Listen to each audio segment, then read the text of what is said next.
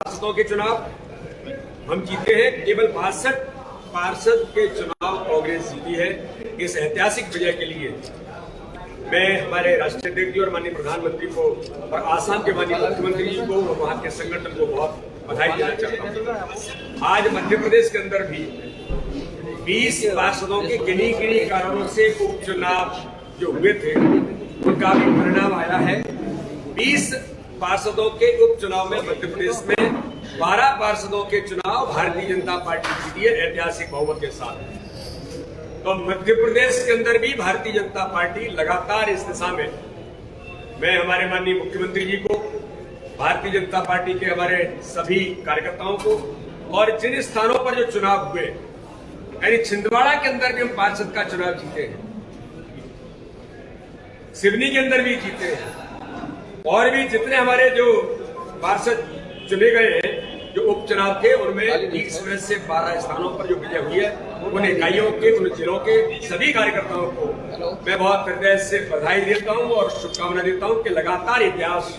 मध्य प्रदेश के अंदर भारतीय जनता पार्टी विजय यात्रा को हमारे माननीय मुख्यमंत्री जी के नेतृत्व में लगातार हम आगे बढ़ रहे हैं और संगठन के कार्यकर्ता अर्थात मेहनत करके जो काम कर रहे हैं उनको मैं पुनः एक बार सबको बधाई देता हूँ। भारतीय जनता पार्टी की हमारी सरकार माननीय मुख्यमंत्री जी के नेतृत्व में आज मध्य प्रदेश की विधानसभा में हमारे वित्त मंत्री माननीय जगदीश देवड़ा जी ने आज जो बजट प्रस्तुत किया है उस बजट के बारे में मैं जरूर कुछ बात आप सब लोगों के साथ कहना चाहता हूं कि प्रदेश का सकल घरेलू उत्पाद जो जीएसडीपी है वो प्रचलित दरों पर वर्ष 2021 की तुलना में 2021-22 में 19.74% रही है। अब तक जितने प्रदेशों का जानकारी जो वेबसाइट पर है उनमें यह सर्वाधिक है मध्य प्रदेश का, और इस दिशा में हमारी अर्थव्यवस्था 11.50 लाख करोड़ रुपए से भी अधिक की हो गई है मध्य प्रदेश के अंदर। मैं माननीय मुख्यमंत्री जी को और माननीय वित्त मंत्री जी को इस बात के लिए विशेष बधाई और शुभकामनाएं देना चाहता हूं। आज का हमारा जो बजट हमारी सरकार ने माननीय मुख्यमंत्री जी के नेतृत्व में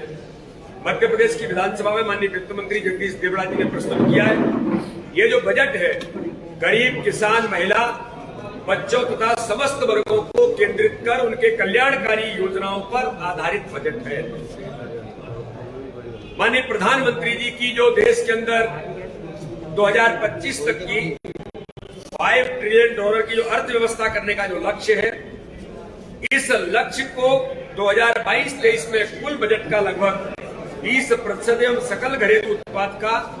4.2% का प्रावधान रखा गया है। पूंजीगत मद में अब तक का सबसे अधिक प्रावधान हमारी सरकार ने इस बजट के अंदर किया है। प्रधानमंत्री आवास योजना के अंतर्गत मध्य प्रदेश की हमारी सरकार ने आम जनता को, गरीबों को आवास उपलब्ध कराने की जो सुविधा माननीय प्रधानमंत्री जी का जो एक बड़ा संकल्प है, इस दिशा में इस बजट के अंदर पीएम आवास पर 10,000 करोड़ रुपए का प्रावधान करना, हर गरीब को उसके सर पर छत मिले, जो माननीय प्रधानमंत्री का संकल्प है, पंडित दीनदयाल उपाध्याय जी के अंत्योदय के विचार को जमीन पर प्रतिपादित करने का जो संकल्प है वो मध्य प्रदेश की सरकार भी इसको लेकर के प्रतिबद्ध है। 10,000 करोड़ रुपए का प्रावधान करके ऐतिहासिक कदम हमारी सरकार ने उठाया है। इसी प्रकार से देश के अंदर माननीय प्रधानमंत्री जी के नेतृत्व में और हमारे पूर्व के तत्कालीन प्रधानमंत्री अटल बिहारी वाजपेयी जी ने जिस प्रकार से गांव-गांव को सड़कों से जोड़ा था प्रधानमंत्री ग्राम सड़क योजना में, आज मुझे गर्व है कि देश के अंदर माननीय प्रधानमंत्री नरेंद्र मोदी जी के नेतृत्व में जल जीवन मिशन के अंदर जो अभियान लिया है, हर घर को जल, हर घर को नल, माननीय मुख्यमंत्री जी ने, हमारी सरकार ने, माननीय वित्त मंत्री जी ने मध्य प्रदेश के अंदर भी जल जीवन मिशन के अंतर्गत आज मुझे बताने में गर्व है कि स्वच्छ पेयजल की उपलब्धता मिले, इसके लिए 63,000 करोड़ रुपए का प्रावधान मध्य प्रदेश की सरकार ने किया है, जो ऐतिहासिक कदम है। इसके साथ एक बात और मैं जोड़ना चाहता हूं, माननीय प्रधानमंत्री जी ने जिस प्रकार से अटल जी के उस सपने को, जो देश के अंदर कैरिबेका लिंक परियोजना का जो प्रोजेक्ट 44,605 करोड़ का जो प्रावधान माननीय प्रधानमंत्री जी ने किया है, वो भी इस जल जीवन मिशन का हिस्सा है। तो मध्य प्रदेश के अंदर जो 1400 करोड़ का प्रावधान इसी बजट के अंदर माननीय प्रधानमंत्री ने किया था, तो बुंदेलखंड के लिए भी एक ऐतिहासिक कदम हमारी केंद्र की सरकार ने, माननीय प्रधानमंत्री जी ने उस बुंदेलखंड को, जो सूखा बुंदेलखंड है, उस बुंदेलखंड को, जिसको गरीब बुंदेलखंड कहते हैं, आगामी समय में हरा भरा बुंदेलखंड होने के साथ समृद्ध बुंदेलखंड बनेगा। तो इस प्रकार से जल जीवन मिशन का ऐतिहासिक कदम हमारी सरकार ने इस बजट के अंदर भी 6,300 करोड़ रुपए के प्रावधान के साथ रखा है। एक बात और मैं कहना चाहता हूं, माननीय प्रधानमंत्री सबका साथ, सबका विकास, सबका विश्वास और सबके प्रयास के नारे के साथ उस संकल्प पर आगे बढ़ रहे हैं। तो मध्य प्रदेश की सरकार भी हर समाज वर्ग के लिए, उनको हम कैसे उनके साथ खड़े हो सकते हैं, उनके उत्थान के लिए आज के हमारे बजट में माननीय मुख्यमंत्री जी के प्रयासों से हमारे वित्त मंत्री जी ने मध्य प्रदेश के अंदर अनुसूचित जाति, अनुसूचित जनजाति और पिछड़ा वर्ग के युवाओं तथा महिलाओं के लिए रोजगार हेतु वर्ष 2022-23 के अंतर्गत रोजगार मूलक आर्थिक सहायता योजना में 200 करोड़ का प्रावधान इसके अंतर्गत किया है। और मुख्यमंत्री उद्यम क्रांति योजना में भी 100 करोड़ रुपए का प्रावधान रखा गया है। कल महिला दिवस था। महिला दिवस के अंदर मध्य प्रदेश की हमारी सरकार ने, माननीय मुख्यमंत्री जी ने, जो स्व सहायता समूह के माध्यम से महिलाओं के सशक्तिकरण के लिए जो अभियान मध्य प्रदेश की सरकार ने लिया, और मुझे बताने में गर्व है कि पूरे मध्य प्रदेश के अंदर लगभग ऐसे 8 संयंत्र हमारे जो स्व सहायता समूह के द्वारा संचालित होने वाले जो हमारे समूह हैं, उनके माध्यम से पोषण आहार के निर्माण के लिए पोषण संयंत्र का लोकार्पण कल माननीय राष्ट्रीय अध्यक्ष जेपी नड्डा जी ने जो किया, उसके कारण से लगभग जो हमारे स्व सहायता समूह की महिलाओं को उसकी चाबी सौंपी। ये मुझे लगता है कि एक ऐतिहासिक कदम हमारे मुख्यमंत्री जी ने, हमारी सरकार ने उठाया। और उसी निमित्त आजीविका मिशन में विगत वर्ष की तुलना में बजट प्रावधान को बढ़ाकर लगभग 1100 करोड़ रुपए का प्रावधान इन स्व सहायता समूहों के स्ट्रेंथन के लिए, हमारी बहनों के हाथ मजबूत करने के लिए और इस प्रकार के काम में हम लोग जुड़ सकें, ये प्रयास हमारी सरकार ने इस दिशा में किया है। एक बात और मैं कहना चाहता हूं कि बजट में पहली बार बच्चों पर भी ध्यान केंद्रित किया गया है। माननीय मुख्यमंत्री जी के प्रयासों से हमारे वित्त मंत्री जी ने बच्चों पर ध्यान केंद्रित करने के उद्देश्य से 2022-23 में बजट में प्रथम बार चाइल्ड बजट जो लाया गया है, जिसमें 18 वर्ष से कम आयु वर्ग के बच्चों के लिए योजनाओं का जो प्रावधान दर्शाया गया है, ये हमारे लिए बहुत महत्वपूर्ण है। तो बच्चों की चिंता करने का काम भी इस बजट के अंदर मध्य प्रदेश की हमारी लोकप्रिय सरकार, गरीबों का कल्याण करने वाली सरकार, जनहितैषी सरकार माननीय मुख्यमंत्री शिवराज सिंह चौहान के नेतृत्व में इस बजट के अंदर प्रावधान किया है। इस बजट में किसी प्रकार का कोई नया टैक्स नहीं होगा, ये भी माननीय मुख्यमंत्री जी ने, हमारे वित्त मंत्री जी ने इसकी व्यवस्था इस बजट के अंदर बनाई है। इस प्रकार से अगर हम कह सकें कि राज्य सरकार द्वारा वित्तीय वर्ष 2021-22 में सकल राज्य घरेलू उत्पाद के लक्ष्य को 10 लाख से अधिक प्राप्त किया गया है, जो कि आज के इस बजट में बाकी वर्षों की तुलना में ऐतिहासिक बजट है। इसलिए आत्मनिर्भर मध्य प्रदेश का जो अभियान, जो माननीय प्रधानमंत्री जी ने इस देश को एक संकल्प दिया है कि इस देश को आत्मनिर्भर भारत के अंदर मध्य प्रदेश के माननीय मुख्यमंत्री ने आत्मनिर्भर मध्य प्रदेश का जो रोड मैप बनाया है, उस रोड मैप के साथ ये बजट उस दिशा में एक दृष्टिगत रखते हुए इस बजट की तैयारी की है और उन योजनाओं को मिशन मोड पर लेकर तो आत्मनिर्भर मध्य प्रदेश के रोड मैप को चरितार्थ करने का काम करेंगी, जमीन में, फील्ड में उतारने का। इस प्रकार से इस बजट में प्रावधान किया गया है।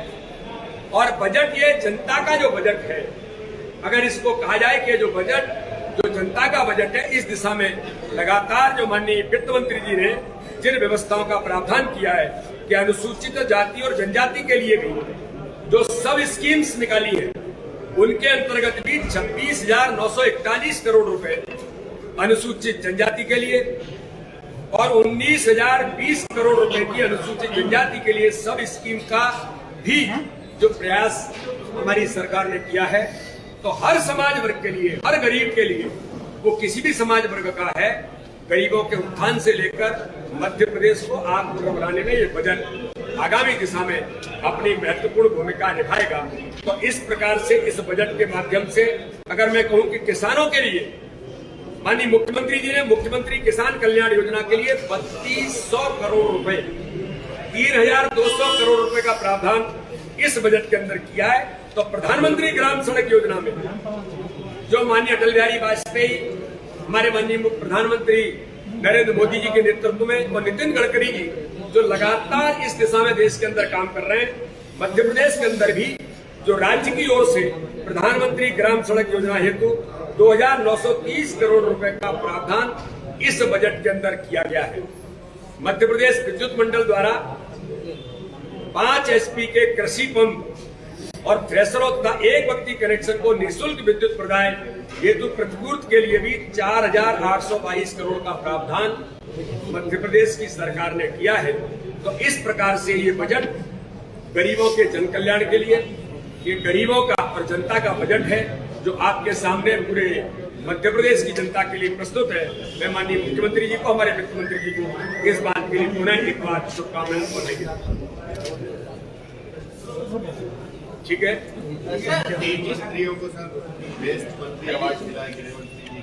कांग्रेस कह रही है कि बजट सिर्फ कागजी बजट है, पूरा बजट है, कुछ भी नहीं है। सदन की परंपराएं आपको नहीं लग रहा टूट रही है? इधर वित्त मंत्री बजट पेश करने वेल में हंगामा हो रहा है, सदन के नेता बोल रहे हैं कि पहले बजट हो जाने दीजिए, उसके बाद। और कमलनाथ जी ने बजट पेश होने से पहले ही कह दिया था कि हंगामा करेंगे हम बजट के अंदर। देखिए, मैंने अभी आसाम का उदाहरण दिया, केवल एक नगर पालिका थी, आज 9 तारीख हो गई, कल 10 है। कल और परिदृश्य बिल्कुल साफ हो जाएगा, सारे पर्दे हट जाएंगे,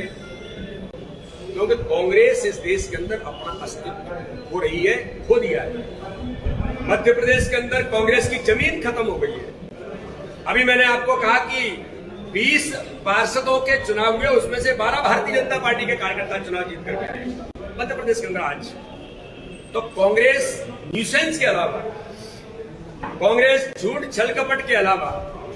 यही उनका आधार बचा, इसके अलावा कोई आधार नहीं बचा। क्योंकि मुद्दे पर नहीं जा सकते, जनता के बीच नहीं जा सकते, गरीबों के बीच नहीं जा सकते, क्योंकि गरीबों के हक और अधिकार को छीनने का काम इन्हीं श्रीमान जी कमलनाथ ने दिग्विजय सिंह जी के इशारे पर मध्य प्रदेश के अंदर गरीबों का हक और अधिकार छीना था। जो प्रधानमंत्री, जो हमारे मुख्यमंत्री वित्त मंत्री जी 10,000 करोड़ रुपए का प्रावधान गरीबों के सर पर छत देने के लिए, वो झोपड़ी से अपने मकान में जाए, सपना है गरीब का, उसके लिए बजट के अंदर प्रावधान कर रहे हैं। तो कमलनाथ जी के 15 महीने की सरकार में क्या हुआ था? क्या प्रधानमंत्री ने इस मध्य प्रदेश के अंदर 1,34,000 के करीब जो प्रावधान किया था, उस समय प्रधानमंत्री आवास योजना में माननीय कमलनाथ जी ने दिग्विजय सिंह के सहारे पर कह दिया था हमारे पास मैचिंग ग्रांट के लिए बजट नहीं है, जो आईफा अवार्ड करने के लिए बजट था। तो ऐसे लोग बजट के बारे में क्या बोल सकते हैं, जिनको गरीबों से कोई सरोकार नहीं है, जिनको आम जनता से कोई सरोकार नहीं है, जिनको तो अपना धंधा बैठ करके करना था, जो 15 महीने में किया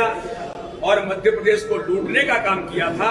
लेकिन गरीब जनता की आह थी कि मध्य प्रदेश के अंदर पुनः चौथी बार भारतीय जनता पार्टी की सरकार बनी, माननीय मुख्यमंत्री शिवराज सिंह चौहान के नेतृत्व में गरीबों के हक और अधिकार को छीनने वाली सरकार बाहर गई और उन गरीबों को हक देने का काम माननीय मुख्यमंत्री शिवराज सिंह चौहान भारतीय जनता पार्टी की सरकार ने किया, जो इस बजट के अंदर भी आज उसका प्रतिरूप फिर मध्य प्रदेश के अंदर दिख रहा है कि हमारी सरकार गरीबों के कल्याण के लिए प्रतिबद्ध है और हर समाज वर्ग के लिए, चाहे सामान्य वर्ग हो, अनुसूचित जाति, जनजाति, पिछड़ा, हर समाज वर्ग के लिए, महिलाओं के लिए, बच्चों के लिए, नौजवानों के लिए,